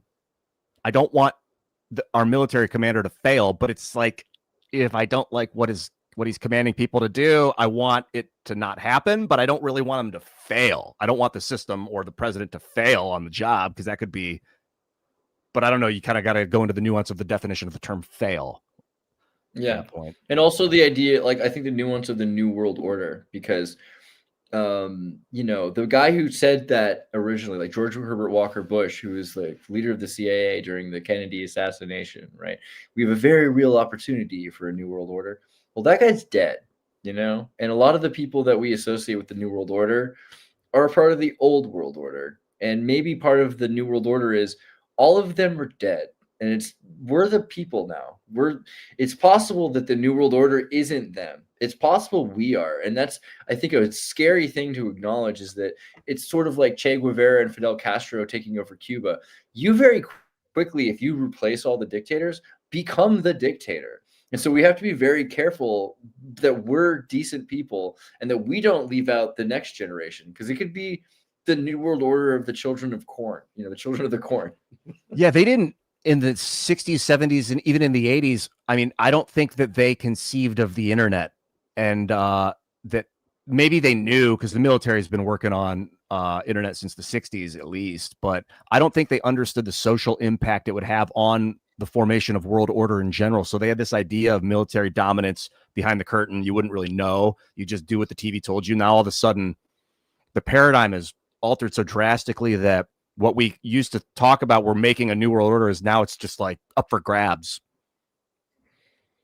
Yeah, I think I wouldn't completely say they didn't expect the internet, but I think, because I think it was designed and manipulated and controlled like CERN and everything. But at the same time, just from my time working at CNN, they didn't anticipate social horizontal media, right? Which is a very, very different thing than the way right now you go to YouTube and videos like this are being suppressed. Obviously, like the algorithm doesn't favor them, and for the most part, the videos that are being promoted are corporate structure stuff again, just like it was. They're very scared of people talking to each other directly, and it really scares them, this idea that a person who's commenting on CNN's video is just as important as the CNN channel. Because the commenter has their own channel that's just as important. That's something that is mind-boggling to them. I can totally agree with you that that was something they didn't anticipate, that people would be able to, and I think they're working all the time to try to destroy that sort of system and infrastructure, but it's become an ideology. The internet as a community, as a social media system, is an ideology. So the best they can do is finance OnlyFans models and put certain kinds of seemingly human YouTubers above others, right? And this from your experience, I think, with like Disney and like the YouTube creators program, that certain kinds of content benefit certain kinds of people more, and those kinds of videos will be promoted in a way that the real proletariat, let's say, is video is not, right? Yeah, it's not a chronological feed. It's a popularity feed. But even then, like, you get to pick as the admin what you want. What's that? Sensational. I was sorry. As you say, it's like you said earlier, it's sensationalism feeding, right? I felt like they didn't anticipate AI. I could be wrong, but I don't think that I don't think George Bush Sr. conceived of what that meant. I don't know. Not in the 80s and 70s. Were they developing it in the 60s and 70s, 80s? I mean, I would recommend a movie called Colossus: The Forbidden Project, which will tell you'll be maybe scared how much of what's going on today was predicted in 1969 to 72. I guess that's true, because like the Space Odyssey 2001, Hal, he was like an artificial intelligence. Yeah, you know what, Hal, what's the letter before the letter after, so HAL, the letter after H is I, the letter after A is B, the letter after L is M. Hal, IBM, right? Like the whole thing has been thought about for such a long period of time. Did you ever read Brezhnevinsky? No. I'll find the quote really quickly, but Technotronic Age. There's a book that you really should. Brzezinski's Technotronic Age is the book from 1971. He talks about the worldwide village, part of the New World Order. Brzezinski's book. Oh, yeah. He has that quote. But in between two ages, here we go. Come on now. The Technotronic era involves the gradual appearance of a more controlled society. Such a society would be dominated by an elite, unrestrained by traditional values. Soon it will be possible to assert almost continuous surveillance over every citizen and maintain up-to-date, complete files containing even the most personal information on the citizens. These files will be subject to instantaneous retrieval by the authorities. So they have a way, he has a way of looking at these things. He talks about an unrestrained by traditional values. He uses the example that there will be stoplights, but there will be sirens on the elite's cars so that they can go through the stoplights, right? Like an ambulance can go. And what he didn't see coming was the horizontal distribution and power structure of AI as well. They thought it was going to be top down. Right. Yeah, I think that that's exactly that we still have that certain benefit. However, they did see probably the death of truth itself, and the idea that everyone will have, and they enforce this idea that everyone will have my own truth, your own truth, their own truth. And truth would be something that was just a rhetoric or a system that they can use to manipulate people. I think that that's that perspective replaced truth, and that was part of the goal of AI. The AI right now, you see so many people, especially, like I see like videos of a guy holding an alligator or something, and everyone's commenting. There are people from like Africa or from South America.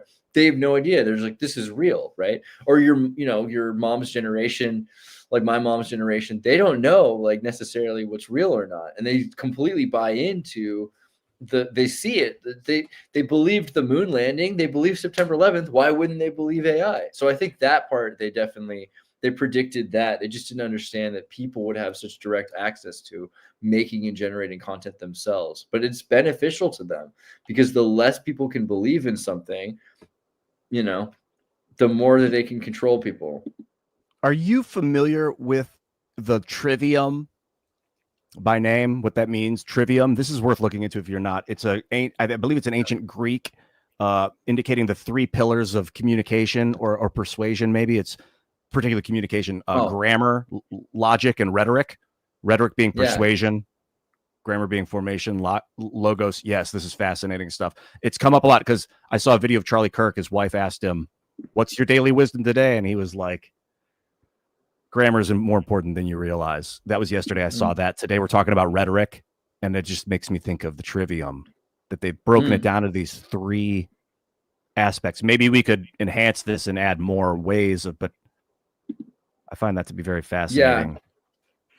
I think it's interesting because like the Bible doesn't talk about the Trinity, but Greeks sure did. And there's a lot of the idea of of triangular logic and the value of the triangle, right? Pythagoras, the Trinity is really it's really just Pythagorean theorem, right? Pythagorean ideology. And so the trivium, it's an interesting thing to think about as logic. You've heard Norm Macdonald's joke about the logistician? No.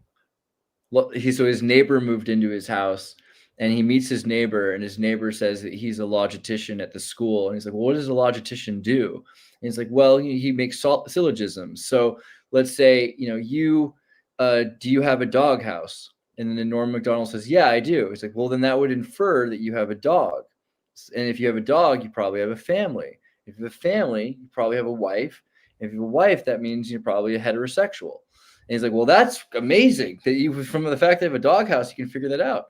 So he goes down the street, and he's at a bus stop. He's talking to some guy, and the guy asks him, some questions. Like, I just met this logistician, and he says, what's that? He's like, well, he does syllogisms. What's that? Well, let me explain. Do you have a doghouse?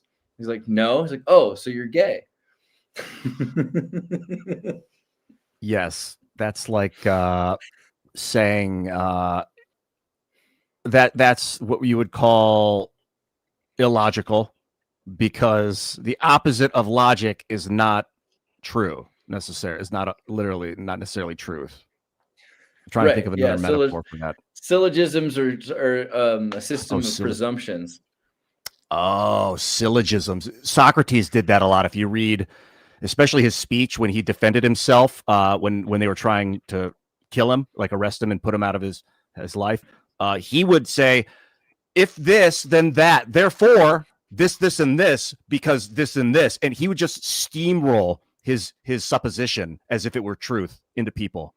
And I think that they were too dumb to realize it back then. So he was such a powerful orator as a result of that. Syllogism. Interesting.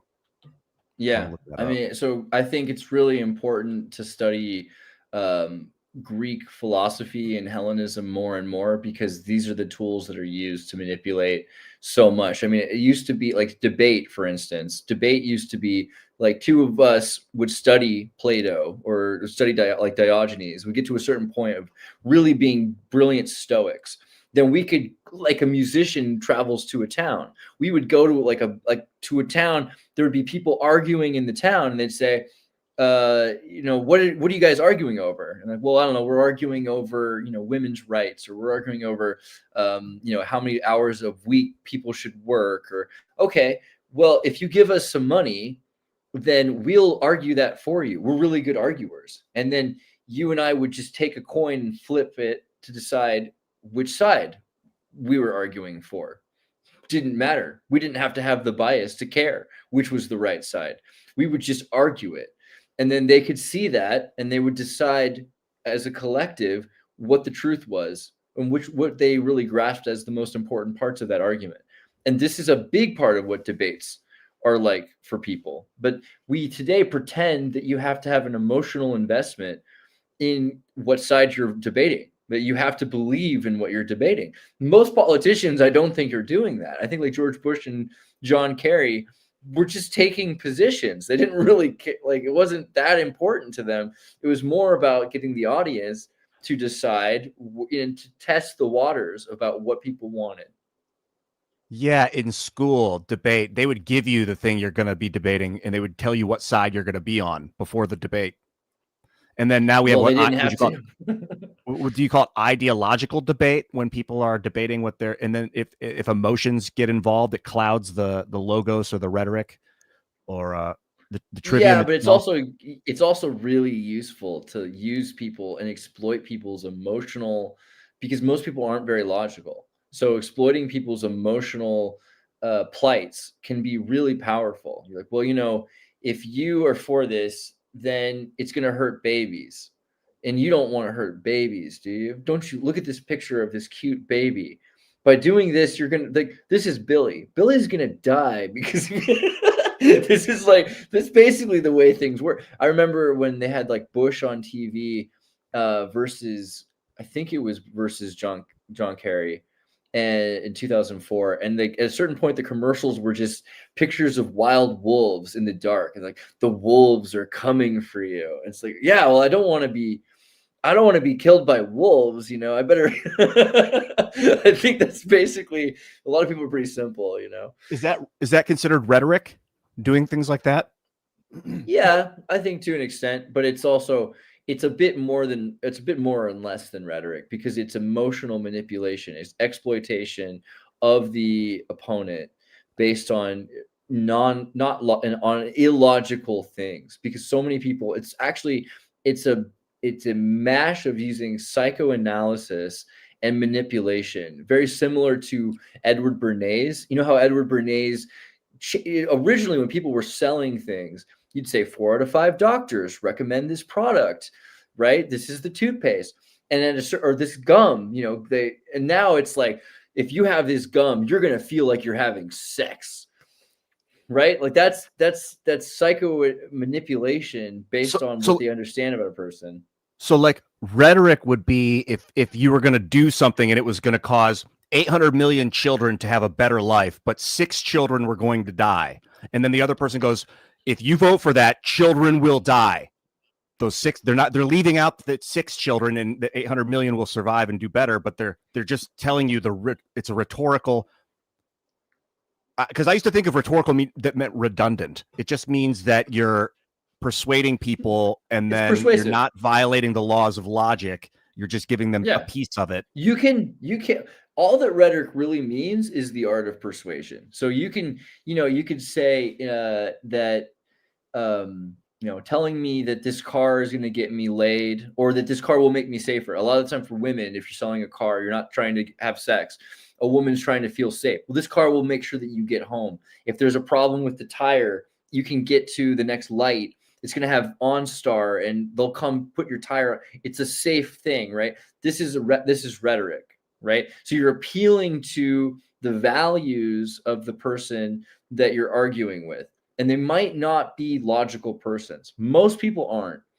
Most people are emotionally driven by their fears and their desires, and those are the best ways to convince them. Especially, we see this in marketing. I see. So you can use in logic, grammar, or rhetoric, and I'm kind of asking, to win an argument. And the logic would be like, well, you said this, therefore my point. and you'll take some like little piece that says, well, you did say you wanted that, and this is that, therefore what I'm telling you is, and you're like, oh, you logically got me. Or grammatically, would that be like if you said, I, under cover of darkness, had a feeling, and they'll be like, and then later they'll be like, hey, you said you had a feeling. You'd be like, no, I said under cover of darkness, I have a feeling. And that's your grammatical point. I'm not sure. Or is it more of a thing where grammar's just at the base and then people use logic to produce rhetoric? I'm not sure exactly. I think that's kind of the goal. That's kind of the goal. So grammar has to do with ways of expression that include vocabulary. So you build up vocabulary, and so words are really interesting, right? So because words are probably there, I mean, there's nothing real, arguably. I was listening to Alan Watts again recently for some reason. I just was thinking about this, and you know how the Westerners look at the world as a construction of God. God made this thing, which is probably why it's no accident that Jesus Christ is the son of a carpenter, right? There's this meta idea here, but that's not the way like the Eastern Europeans or the like Hindus look at the world like a play, and not just a game, because when a play is an interesting word. When a organ player in a church is playing, it's not trivial, right? Like a play or a theater or theatric is that no one is real except for the supreme self. Everyone is a disguise being worn by the singular phenomenon that is everything. It's the true self, right? Which is, we could say God or something, but that all energy is this way. And so nothing is real. But if nothing's real, then the closest thing to anything real are words, because the words point to something that exists to an extent. So the word water, you can't drink the word water, but it is so important because it points to something that you need to exist. And so they're meta tags. They're meta tags of real. So the more you can use words, the more you can describe things. And this is something that I think Havelock talked about, that words really change the brain at a certain point with Greek philosophy and different, I would say Persian philosophies, particularly, probably even more so than Greek philosophy, that we had development in our brain that made it possible to expand these thoughts and to imagine different ways of looking at ourselves in larger equations. And this is why the trivium is so important, because if you can express yourself, if you can identify with someone else, if you can find sympathy with someone else, if someone else can feel the way you're feeling, then you're able to communicate on a deeply psychological or almost psychic level through words. And then from words, you can use them to do, these are magical powers, right? It sounds like it's, oh, were you going to say more on it? I mean, tap it off, but it's an incitement of ephaptic coupling, which I'm not sure if you go too deep. I'll pull this up, actually. Ephaptic coupling is when a neuron in your brain, or a neuron starts to vibrate and then causes a neuron in another place to start to vibrate that's within the same magnetic field. So it's where, like, you'll see neurons interfering with each other or interacting with each other despite not being next to each other. So it's a non-chemical reaction. It's a vibration that causes another neuron to pick up and start vibrating. Sympathetic vibration, maybe form of communication within the nervous system, and is distinct from direct communication. Can you zoom that in a little bit? Yeah. Scroll your game. It's a form of communication within the nervous system, distinct from direct communication, like electrical synapses.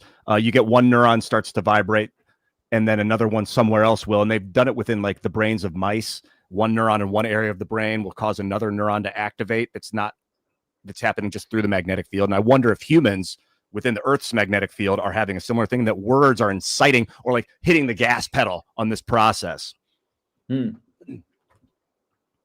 Yeah, I mean, I think that there's a reason why words are sound. I think sound is really fascinating. This is one of the things that I think Rudolf Steiner talked about, was that in Atlantis, I know that you've got an amazing set of thoughts on Atlantis, right? Like you've been working for ages on this idea for telling the story of Atlantis. That there was a point in Steiner believed that where people didn't even use words to communicate, that they were ephemeral and communicated with emotions, with eye contact, with energy, with feeling, pheromones, right? The same way insects communicate with pheromones, and that we just were maybe more abstract, but therefore more purely convincing.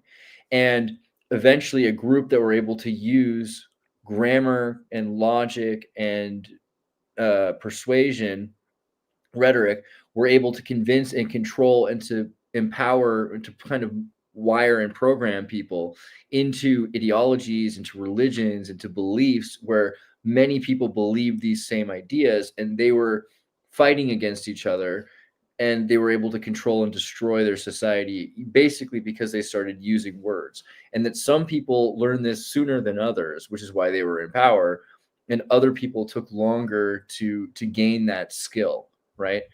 I think that there's some truth to that. I think that we don't necessarily understand how much words have changed our reality.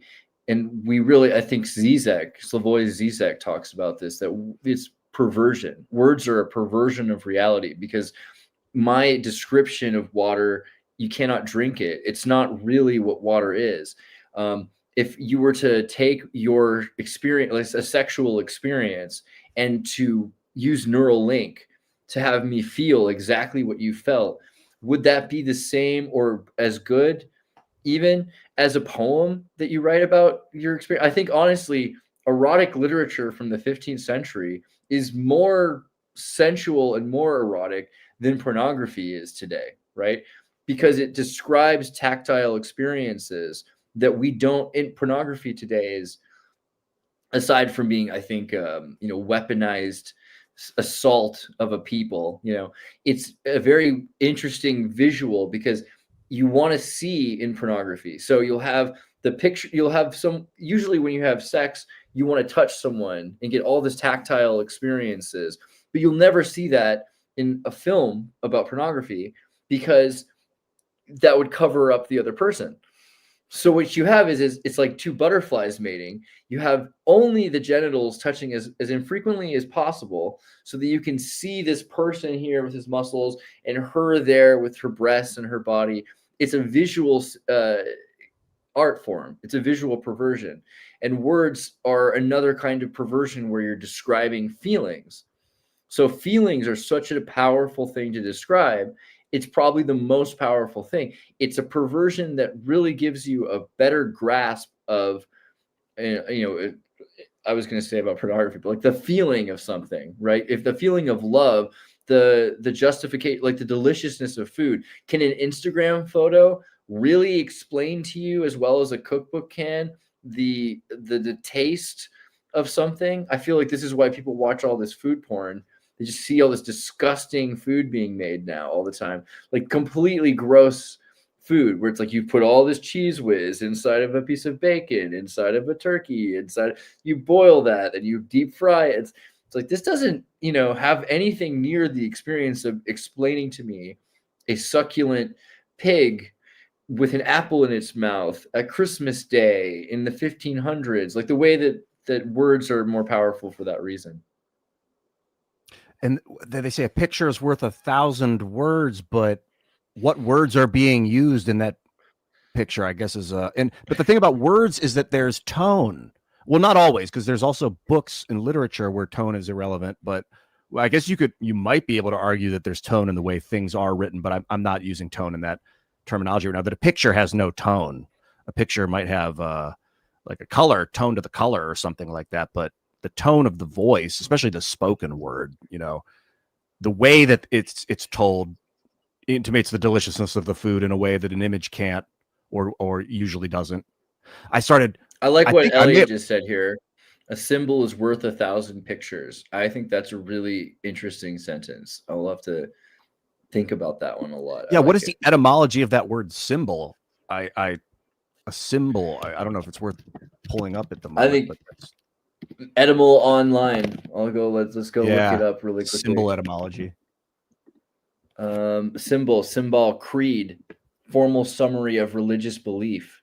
From symbolum, creed, token, mark, from the Greek symbolon, watchword, token, sign by which one infers, ticket, a permit, a license. Etymologically, that which is thrown or cast together, from assimilated from sin, together, and bowl, a throwing, a stroke of a missile, a bolt, a beam, nominative of Balin, to throw. That's pretty interesting.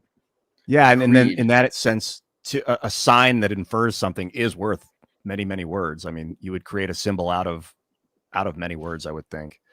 Dude, one thing I've been doing, I'm probably have told you about this. I started doing it in 2007 when I was making a bunch of YouTube videos and exploring my consciousness and stuff. Cleared my mind by telling a lot of secrets. I no longer was getting distracted as much. I could have like no thought, or I could control what I would think. Like I was given permission to control my subconscious or something, and I would think words instead of say them to people, like "you're healthy," and then I would explore the numerology of it and think a word, think a phrase twice, and then say it once, and then think it the fourth time, and I'd be like, what kind of impact is this having? And I wonder if that, like you were talking about in ancient times before language, if that was how they thought. But before they developed words, I don't know what thoughts they would have been using, because I always use words when I'm thinking at someone. Totally. That's a big change. I believe that we didn't think in words before we had words. So this is something that I disagree with Noam Chomsky over. I think that before words, we still had thoughts. Of course, I think animals have thoughts. I think, that instead of words, you have essentially what words are doing. Words are taking sounds to describe a idea. I think we still had ideas, and ideas were tied to experiences. So thirst, drinking, water itself, these things, the actual thing, if you're thinking about wetness of water and the replenishing of that, the restoration of your dry throat, feeling wet, I think those actual feelings, that we can focus on those feelings, and that's the closest we can get probably to understanding what it was like before words. I bet it was guttural. Literally, the brain, they probably used their stomach as their guiding mind before word development, and only the development of gray matter actually allowed us to perceive the concept of words and to shape sounds like we do now into these repetitive structures to induce memory. Maybe memory itself is like a top brain thing, but stomach memory is more like, because if you're going to a watering hole, I'm just picturing the wolves around the watering hole, and how they're communicating is like, it's just needs. It's just needs. Like needs are driving them. And that's really food is like, right. Fulfilling this is like how you fulfill your need. I think maybe a big part of I wouldn't say it's the only thing, and I haven't really explored this too deeply, but the idea that birds and reptiles, the way they make chirping noises that tell you if some area is safe, certain places are quiet at night, and then in the day they start to chirp in the morning, which says everything's okay, everything's okay. And there's different, even the same kind of bird has a different chirping sound, like an accent or a different language, if they grew up in New York versus in London or in Australia. I think that these are the influences that led us to using words, because if you had to tell another person, tiger, there's a tiger, help, there's like, or be careful, there's a tiger, then you start to make noises that are related to what that animal was making, or that describe that animal.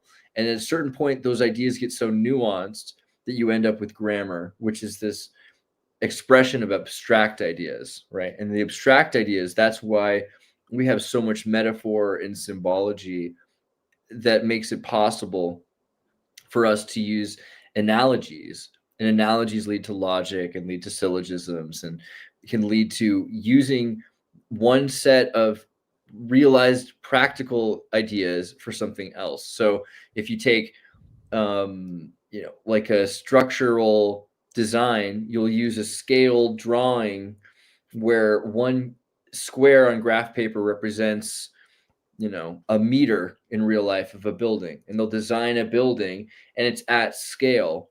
This is I think the basis of metaphor. And then we use that for other things. Like if it's right for me to respect your privacy, then it's probably correct for everyone to respect everyone's privacy. I think we take these ideas and we scale them to apply them.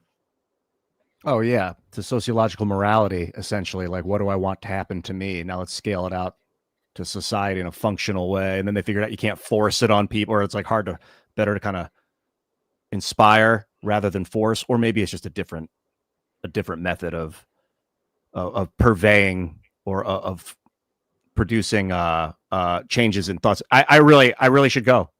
I was thinking It too. was funny because I was like, I'm gonna get going. Right. Then we talk for another 40 minutes as usual. That's Right, pretty man. based. Hey, All right, great dude, I show. love It's you. actually like 2 hours on the nose. How cool. Not bad at all. All right, let's do it again soon, dude. Let's definitely Got it, hang out. It's good homie. to Oh, hear Sync from Tank. Let's do a Sync Tank. Sunday you. night? Yeah, okay. Yeah. You want to do it Sounds next good. Sunday? Let me know. Cool. Whenever. All right. Let me know the next time it's going up. I'll meet you guys. Cool. David Yeah, Charles let's do Plate. Andreas Dude. Nicholas. All Thanks, right, homie. yeah. Bye. Dude.